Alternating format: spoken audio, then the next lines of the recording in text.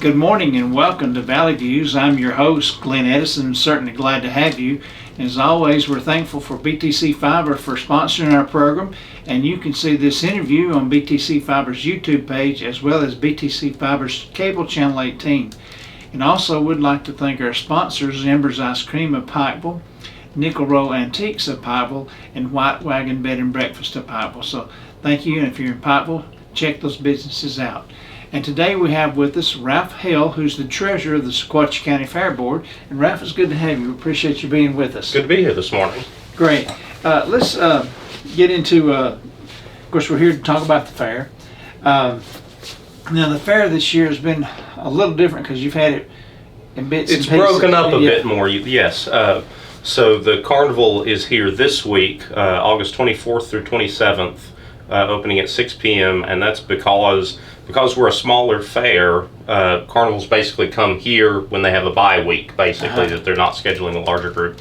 And there were some scheduling conflicts this year that we thought we had them one week, and some things came up, and they ended up having to shift. And they've been very good to work with, so we made arrangements. Well, good. Because the fair is not till actually next month, right? That's correct, yes. We'll start taking entries on September 11th and 12th, and then run through that week, open to the public Wednesday through Saturday.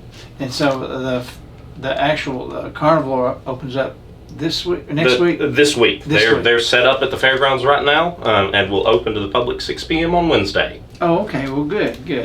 And I know everybody always looks forward to that. Mm-hmm. And it's always been over the years, there's been big crowds. Yeah. No, it's a big draw. And one of the reasons we would really like to have the fair the same week as the carnival, but one of the big reasons that we did decide to go ahead and keep the fair for the week that it had been scheduled for is we were actually able to make arrangements with Party Animals, which is one of the better petting zoos that operates in this part of Tennessee, to come for that Friday and Saturday, the 16th and 17th of September. And as it has been the same for the past several years, we don't charge a gate to get into the fairgrounds, so the petting zoo will and all of the fair exhibits are free to come look at and interact with and all of that kind of thing. Well, good. And so that petting zoo, I know you've had petting zoos before, but this will be the first time for this group? So Party Animals had come in the past.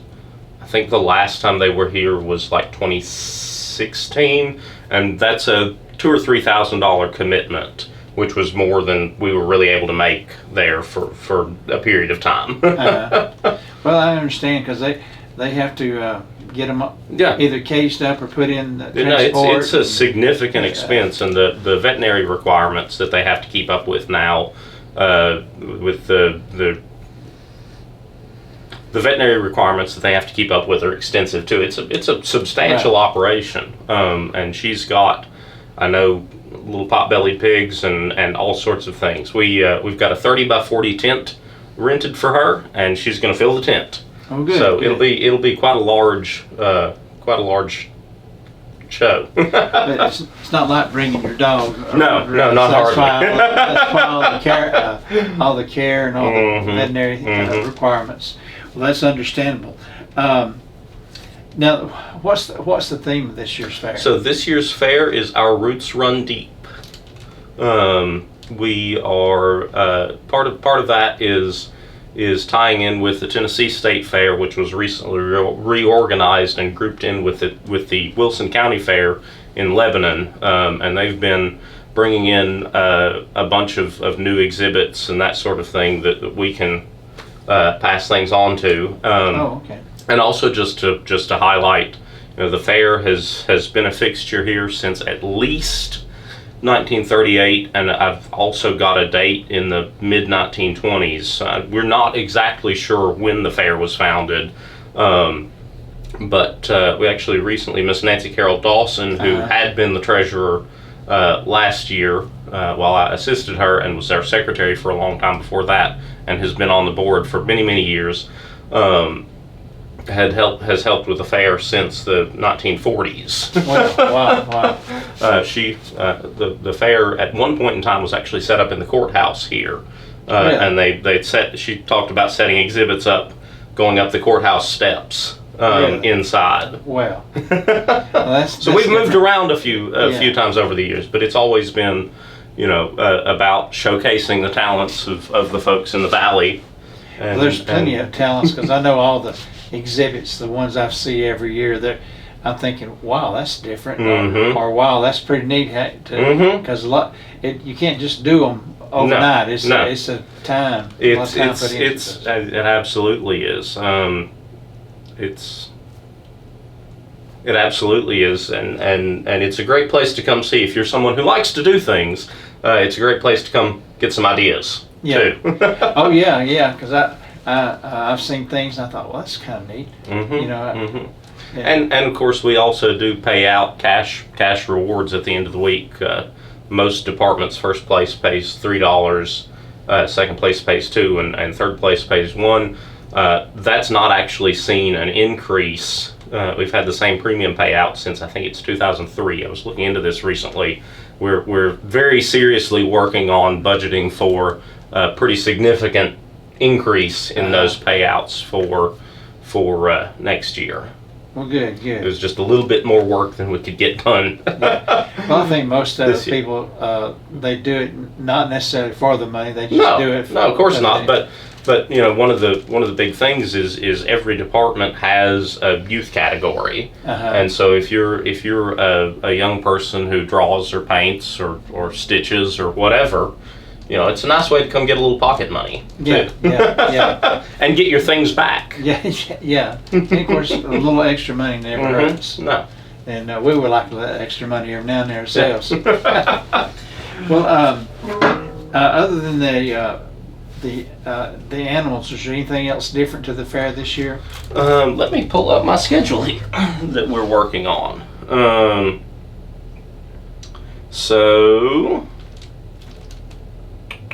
So one thing that is a little bit different, the past 2 years we've tried, historically we only took in exhibits on Monday. Last year we took in exhibits 3 days, Saturday, Sunday, and Monday. This year the fairest of the fair will be on the Saturday before the fair, which is the 10th. So we won't take in exhibits that day, but we will take in exhibits Sunday afternoon, so folks can come by after church from 1 to 5. So we've got a little bit more time and flexibility that we can take in exhibits when people aren't necessarily at work too. And then going down the list here, excuse me. No, you go right ahead. We've got several demonstrations that'll be there on the 15th. And then on the 16th and 17th is when the petting zoo will be there. Jill's Kids with Music Makers are always do a Friday night performance. So she's starting, they've got a huge group from what I understand. She's starting at 3:30 so really? that they'll get done at a reasonable hour. Wow. Well, that's And good. we're still working on programming for the 17th. I know Miss Pam, who's our president, is looking at several classes and demonstrations and that sort of thing, maybe to do on Saturday as well, and a dance group, gymnastics, that sort of thing. More showcasing of community talent. Well, that's good because this area has a lot of talent, and of course we know a lot of the musical talent we have around here, but there's a lot of other talents out there that don't get all the attention. Absolutely. Like in the exhibits, like the photography and the stitching and the woodworking. Well, I know we just had a 4-H'er win the state contest at the state fair, the sewing project. She put together an outfit and was actually judged the best in the state here, I think, yesterday. Wow, that's great. Mm-hmm. Well, that's neat because when you're talking about 4-H, you're talking about teenagers and younger that participate in that. So Exactly. that's Yeah. good. Yeah. It's quite the accomplishment. Yeah, and does the this just came to mind? Probably has nothing to do with it, but does the local FFA, do they participate in it? Yeah, so we work with Miss Tammy Aiken, who's the FFA sponsor, pretty closely, and last year they did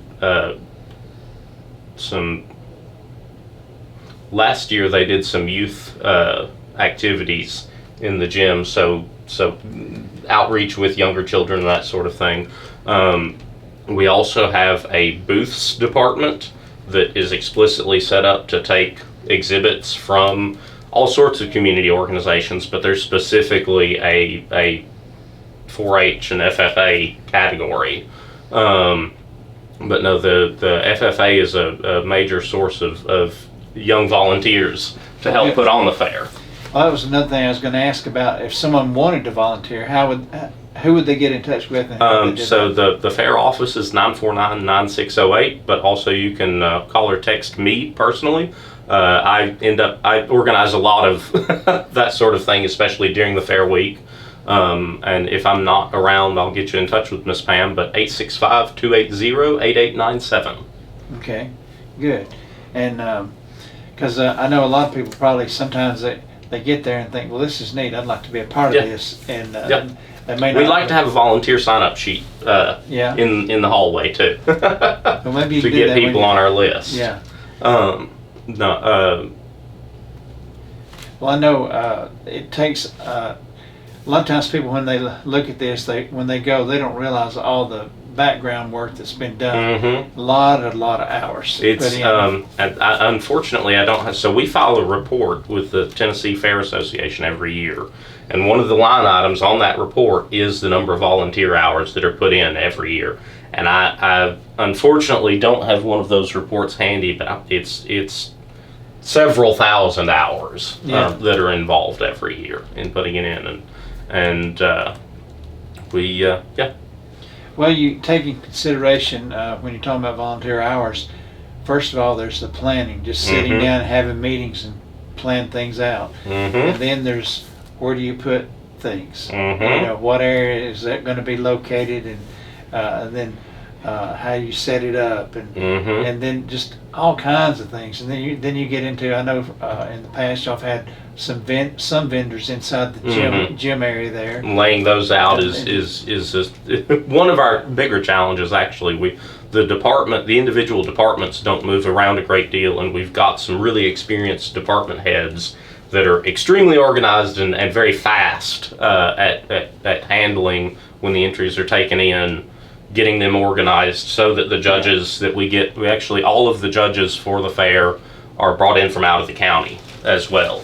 And the way the labels are, so it's completely blind judging. But having the departments organized ahead of time so that all the lots are grouped with themselves and that sort of thing, it's a lot of work. And they do a great job at it.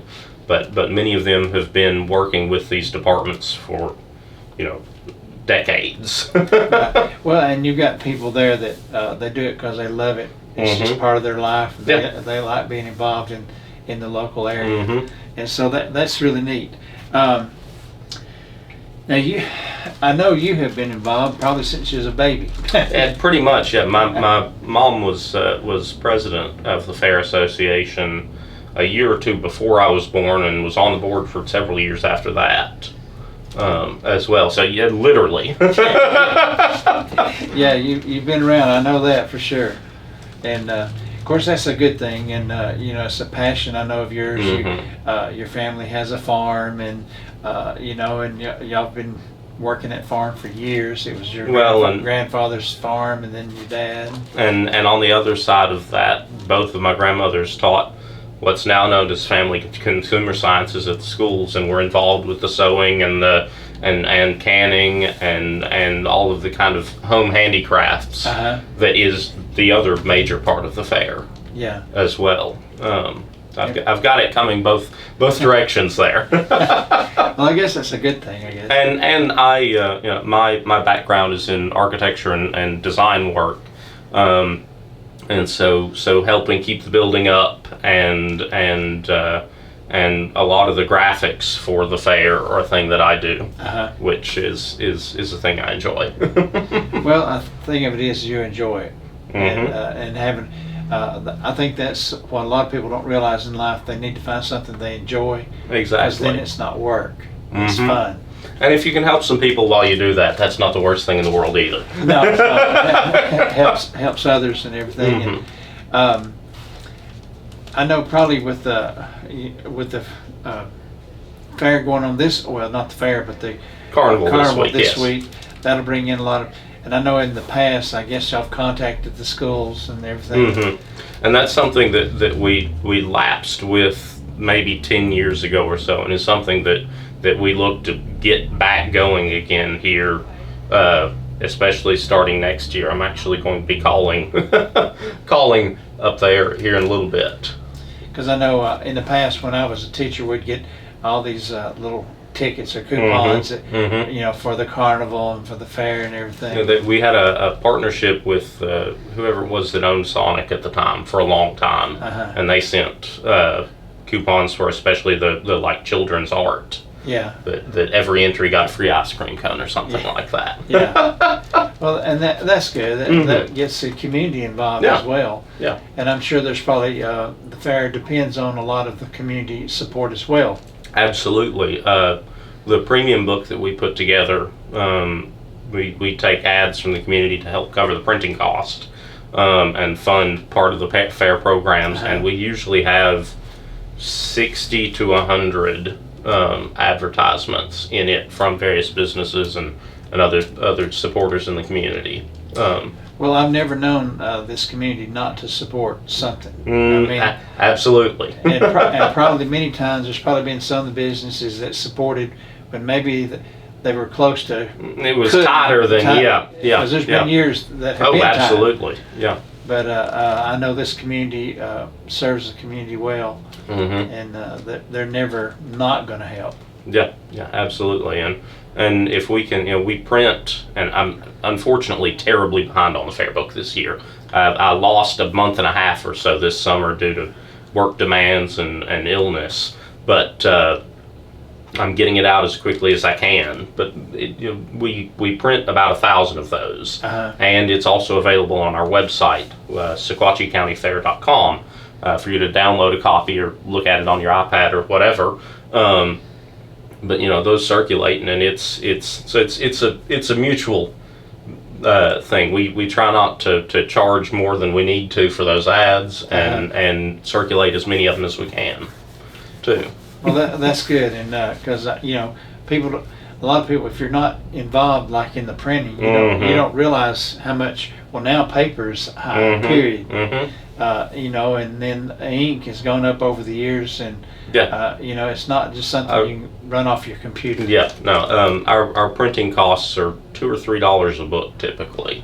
I ran the math a couple of years ago, and it cost, I want to say, about $50 per page. So we charge $100 for an ad. So the ad was 50% covering the cost of printing the book, and then 50% to cover our premiums and all of the other operating costs that we have. We listed we have there $7,500 worth of premiums that are offered in all the departments, and including all of the Best of Show prizes and that sort of thing. We typically pay out about $2,000 of that. Oh, okay. So there are a lot of departments that don't necessarily have entries in them as well. Yeah, right. Well, and I guess that helps a little bit, but what if someone wanted to? I know we get the businesses making the ads, but what if someone said, "Well, hey, I just want to make a donation"? How absolutely. We can take those. I'm the treasurer.